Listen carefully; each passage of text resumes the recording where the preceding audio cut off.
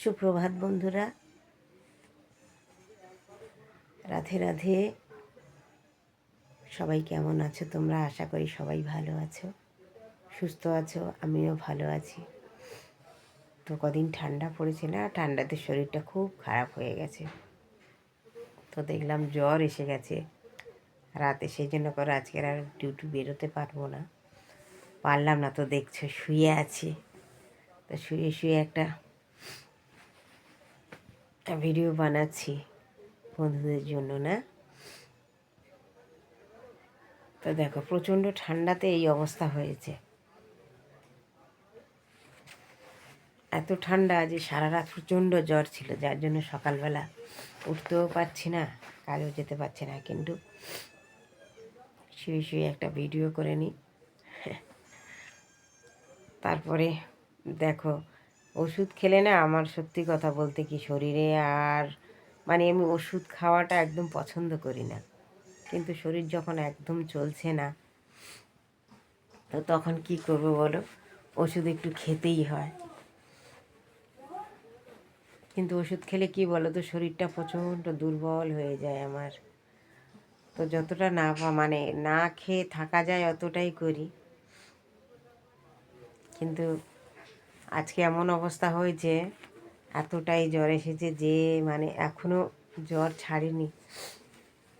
তো সেই জন্য মুড়ি দিয়ে শুয়ে আছি। আর সত্যি কথা, আর সারা রাত এত ঠান্ডা লেগেছে, গলার অবস্থা খুবই খারাপ।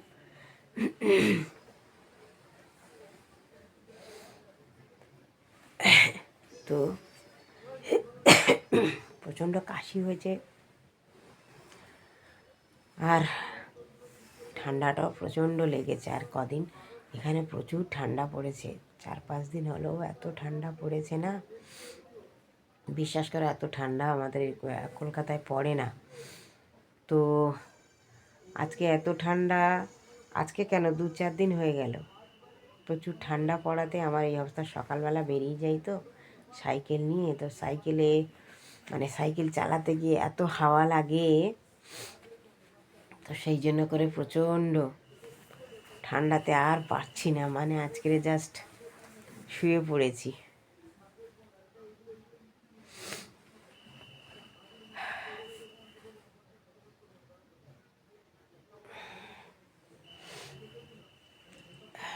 সকাল হয়ে গেছে অনেকক্ষণ, কিন্তু আমি উঠতে পারছি না, শরীরে একদম টানছে না গো।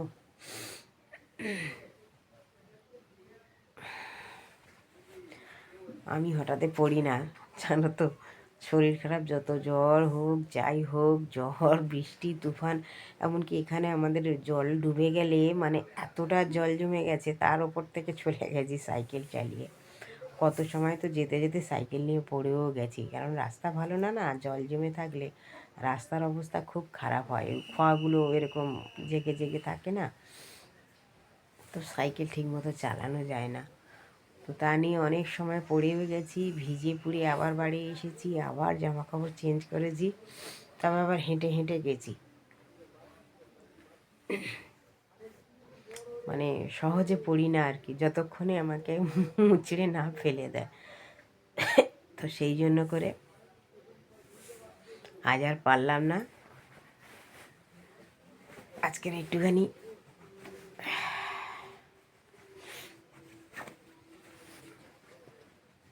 শুয়ে রেস্ট নিচ্ছি, কি বলো? বহুদিন হয়ে গেছে রেস্ট নিইও না।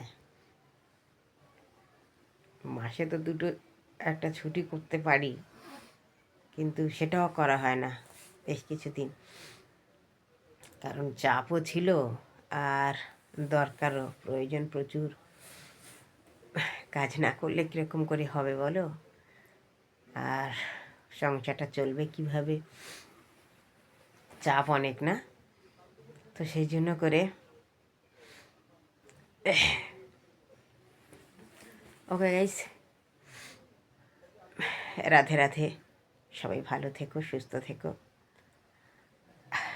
আবার দেখা হচ্ছে অন্য কোনো ভিডিও। টাটা, সবাই ভালো থেকো।